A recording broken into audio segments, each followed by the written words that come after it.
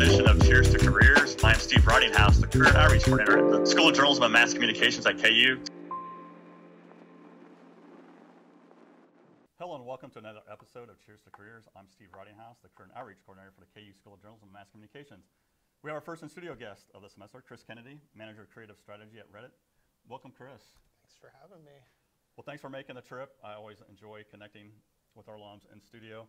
I know you're at Reddit.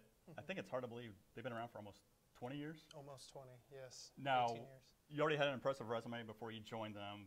Did they recruit you, or did you officially apply? How did that process work out? I think with all like really great jobs, it's a little bit of a date.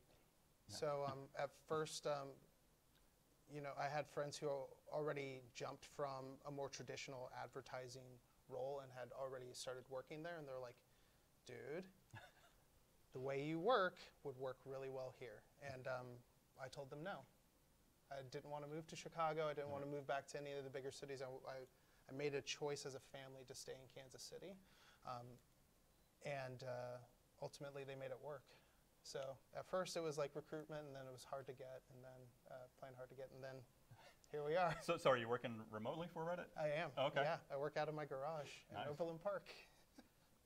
So what is it like working for a big brand? I think I saw some numbers, what, 700 million in revenue, 800 million plus users. I don't know if those numbers maybe I'm a little behind.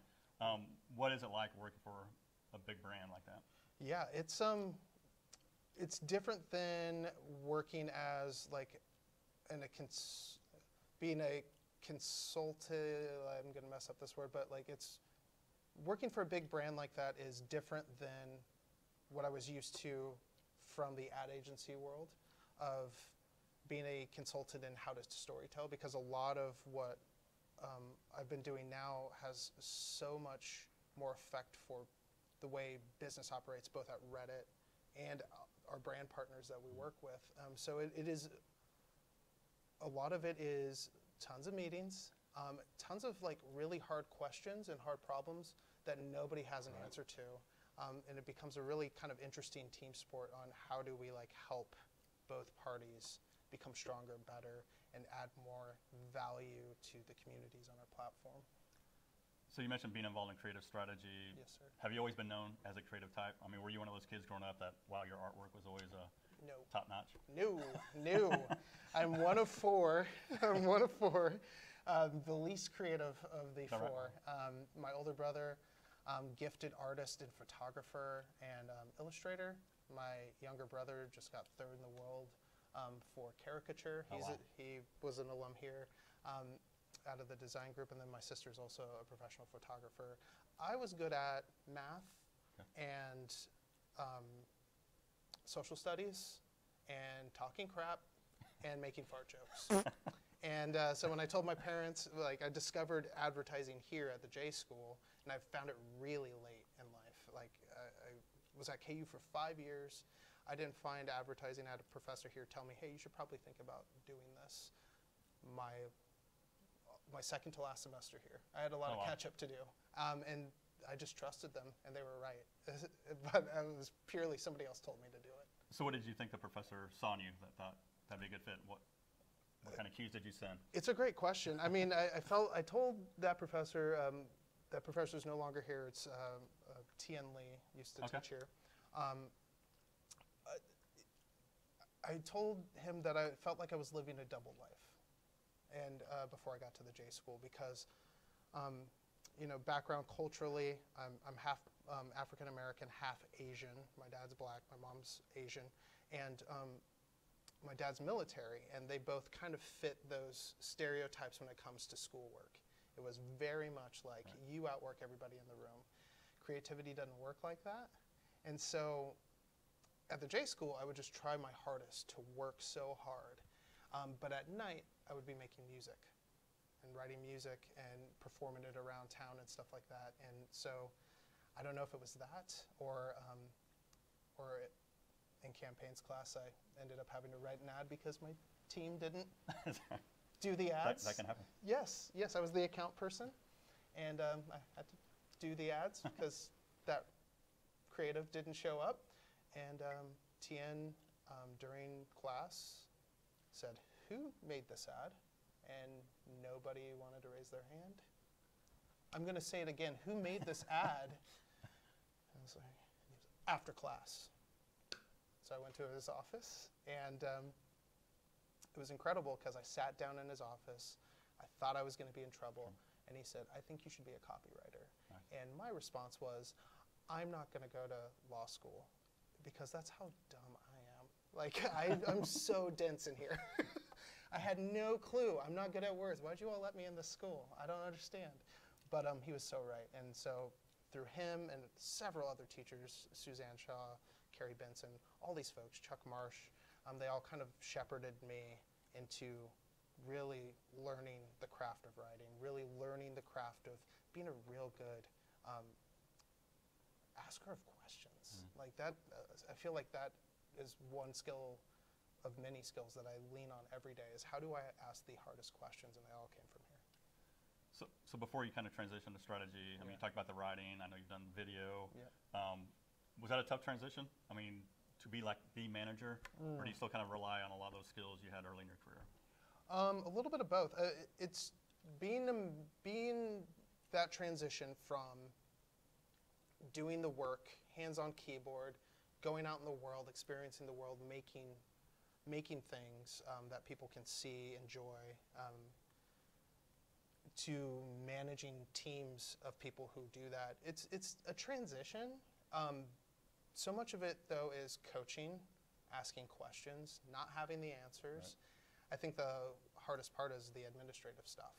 Like, we're just always put in positions where we have to solve really hard internal problems, and it's normally headcount or things like that, or growth opportunities, and us having to be really thoughtful in how we help create those conditions for healthy conditions for younger creatives to really thrive in and not worry about all that stuff. And I would think one of the perks of being creative, I know when you were part of that panel discussion last fall, students were asking, like, how do we dress? And you're talking about creative. So you probably like wearing this as a creative, right? Yeah. Okay. I really is that much one of the enjoy perks? Well, it's funny because, like, it really is. Like, my first gig, graduating from here, I actually got a job at Hallmark Cards. And that lasted for maybe, like, not even a couple weeks, because, like, ultimately I had to, like, relent that because I just didn't really want to wear a suit and get yelled at on the phone by vendors all that much. And instead, I was like, I just really want to wear jeans and a T-shirt to work, and go to fancy restaurants in jeans and a T-shirt. And working remotely. Working remotely. Works out well. Yeah. So how big is the team you manage? So our department is 25 people, and I manage half of it. But we service a sales organization of about 1,000 people globally. And so our job is to help those salespeople coach our brand partners through developing year-long strategies of how they're going to operate and create value across communities on Reddit, all the way down to individual ad-like objects, whether it's putting, direct headlines on ads, helping give critiques of some of their assets for the ads. So it really is like I hate the term soup to nuts, but it's very soup to nuts, which makes it really difficult because, again, 25 to 1,000 is a hard place to be. Yeah. And I know before Reddit, I was looking at your bio, I think Vmail, Barkley, Onion. How did you always, as a career advisor, I'm always fascinated by how people know when it's time to move on. I mean, are you always looking for that next challenge, or do you just kind of know, hey, it's time, without somebody telling you that? Yeah, that's a really great question. When to know how to jump is probably one of the hardest. I'll call it an art form. I'm not sure if it's even a skill, because it's so much of it is trusting a gut. But for me, I had to say yes to a lot of wrong opportunities. But it's one of those things that I didn't learn that they were wrong until wrong for me, I should say, wrong for me and where I wanted to be. But I've gotten to a place now where I don't try to run from anything. I'm only looking to help places build. So if I feel like the organization that I'm part of at that time is in a place where, almost like dating, might be perfect on paper, but we're not growing together, then okay, then maybe it's time for me to be looking at another place, another opportunity, as opposed to going, we're through, we're done. I'm still going to do my job and help, but at that point, that would be the time to be thinking about what's important to me and my part of the relationship and how can I find a better relationship. And The Onion, that was pretty early in your career, right? Ish, yeah, about halfway through. And you were a writer?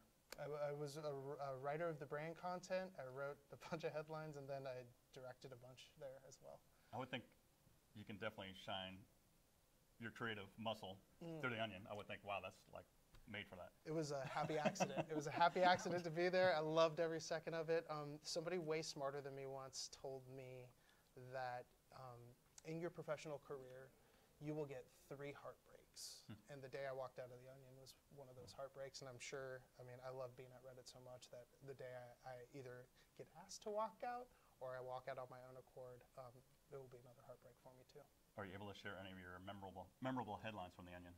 No, I got none published. Oh, none published? I got so many. So it's weird at The Onion because everybody, whether you're the front desk person or not, like I'm sure a lot of viewers and maybe yourself has seen some of the NPR articles about like what it was like to work at The Onion. It is very much that. Everybody is required to walk in with headlines. Everybody. Okay.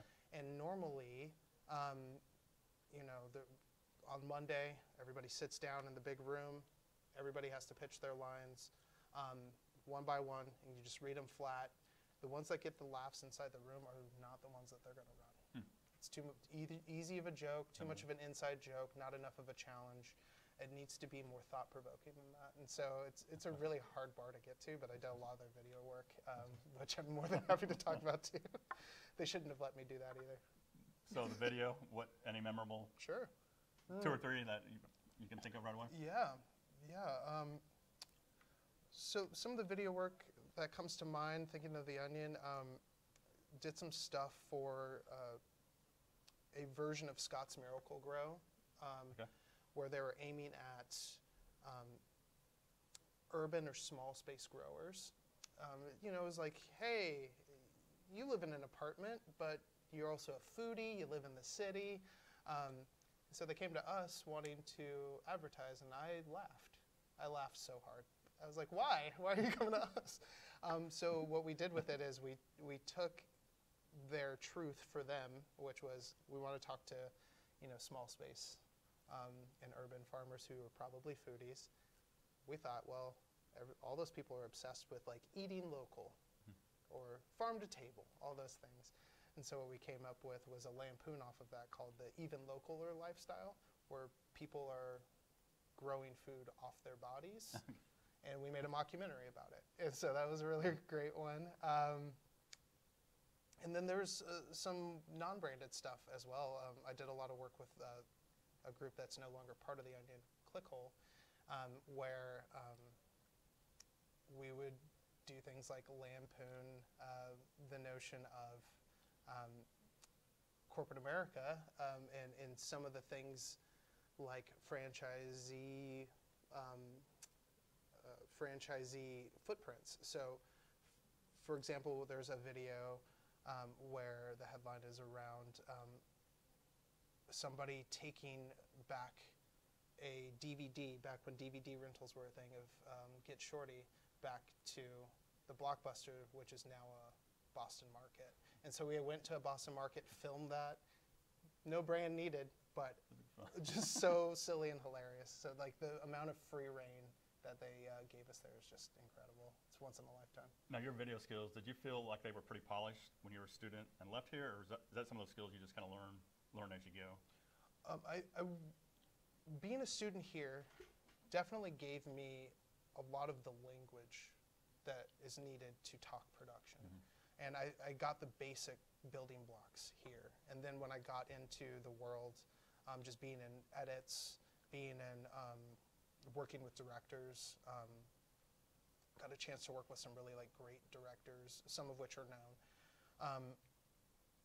That became my master's degree in it. So I very much got such a strong start here, and I could talk immediately with directors, and they would be like, oh, well, this is why we actually do it this way. And I'm like, oh, great. So they taught me the art of like visual storytelling, while here taught me the language of storytelling. Okay. And I know you talked a lot about your mentors here at KU and people pushing you towards a certain direction. Any other great memories from your time at KU? Oh, so many great memories here at KU. I was really, really involved in campus. I said yes to a lot of things just because I felt a little bit wayward and directionless when it came to what I was going to do next. And so I joined what felt like every club. And then when I found the J School, I tried to live in the library here as much as possible, just for the social aspect of it. Again, I found the J School kind of late in my KU career, so I felt like I needed to play catch up. So I would just sit down and just try to talk with anybody and everybody to hear their journey, hear their origin story, because you can't be a superhero without an origin story. So I wanted to hear theirs, and that's how, like, even earlier today, met with another professor here. That's kind of how our relationship started. So yeah, they're numerous. I know before we sat down, you mentioned your first gen Jayhawk. So what is your Jayhawk story? You mentioned that KU was kind of late in the picture of you coming here. It was, yeah. I applied to 14 colleges out of high school and got recruited for some sports stuff, got recruited for some academic stuff. And the last place I wanted to be going to college was an in-state school. You know, I was coming from Overland Park. But I moved around a lot as a kid, so I was like, it's not really home. I don't want to, there's nothing for me here. And then my older brother was living out here in Lawrence, so I came out, hung out with him for a little bit, walked on campus, and it was an immediate love. Just the vibe on campus, everybody talked to me as if I was already a student here. They knew I was young, but as if I was a student here, it was just such a friendly, welcoming place. That was also just mind-blowingly beautiful. And so as soon as the first time I stepped on campus, I knew it had to be. And I believe you said you were born in Japan. Yes. How old were you when you moved to the United States? 5. 5, okay. Yeah, so Japan, the Philippines, and then we moved to Florida. So 4 or 5. That's where my younger brother was born, and then all around the South. 4th time in Kansas City now, out in Colorado, California. What's that song? I've been everywhere. Yeah, it feels like it. So, Kansas City is your home now. Family, time management. I know I think about that a lot when I advise students. You know, like your interests change, like what you went out of work experience. How's work-life balance for you? Is that something that's evolved over time? Work-life balance has evolved. I think it's really hard, especially early in the career, because there's a lot of pressure to. Especially in the ad industry as a creative, there is a pressure that is very overt that you have to win awards. You have to win them. And I've been very fortunate that I've had opportunities and have won almost all the awards that they tell you to. And what I realized is nothing changed other than I was fatter, I was older, I was grayer, and my relationships with my friends and family were still surface level. And so part of the move to coming back to Kansas City was a conscious choice of I need to be a better person, which has in turn made me a better creative. Because creativity really is the art of the human condition. It is how do we ask harder questions, how do we entertain each other, how do we help each other, and ultimately how do we give each other hope. And so when it comes to like the home life and balance, it's actually really hard work to stay balanced. It's probably the hardest work because I have 2 kids at home. I work from home. My wife also works from home. Wow. So it becomes a little bit of a song and dance, but I think it's one of those things that has to be at the front of my mind at all times. And making a conscious choice and telling and setting those boundaries early and reinforcing those boundaries early. Like even now, coming to KU is really important to me. I let everybody know 2 weeks ago at work I was coming here. Oh, nice. And they were like, oh, he's doing his KU stuff again. I was like, you don't understand, KU changed my life. I have to. Anytime they call, I'm here. I will come. And they're like, okay, well, we'll just move the meetings. Because everything can be moved. Everything can. Unless it's surgery, but that's different. And I know you're a valued member of the William Allen White Foundation. Can you talk about being involved in that organization? Sure.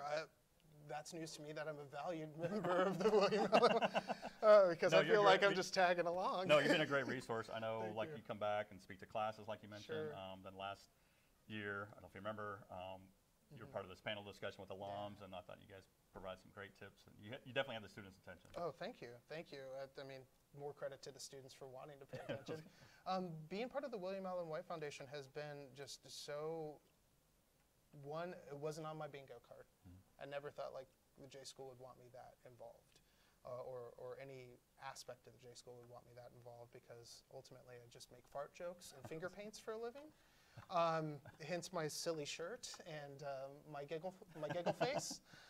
But it has been just like remarkably enriching, because it is such an opportunity to give back to a place that, whether folks knew it or not at the time, like changed my life.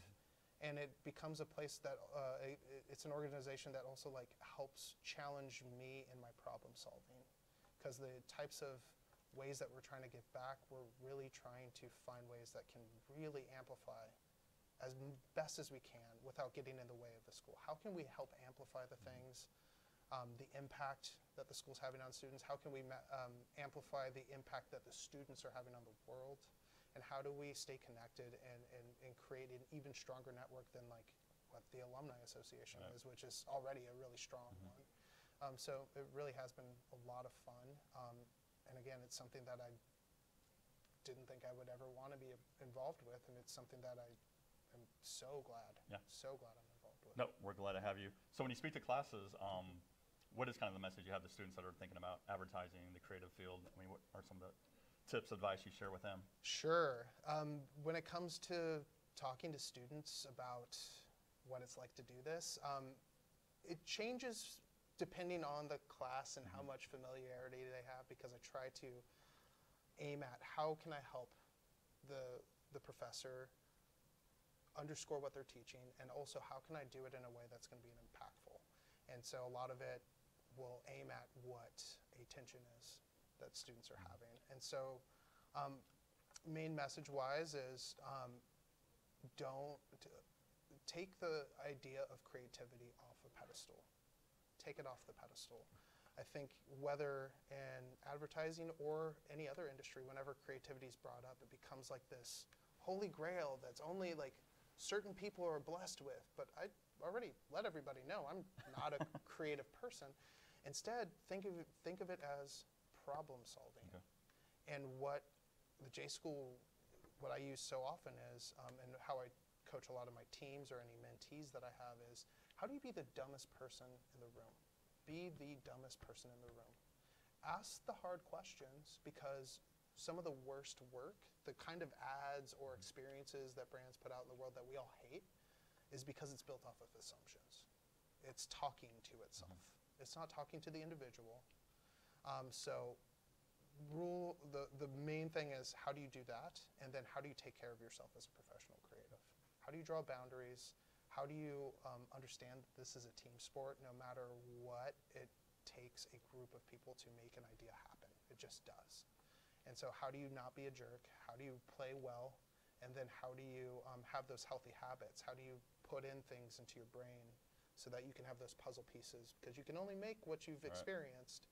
How do you get those puzzle pieces in a frequent enough time frame that they can be actionable to you later in life? No, great tips.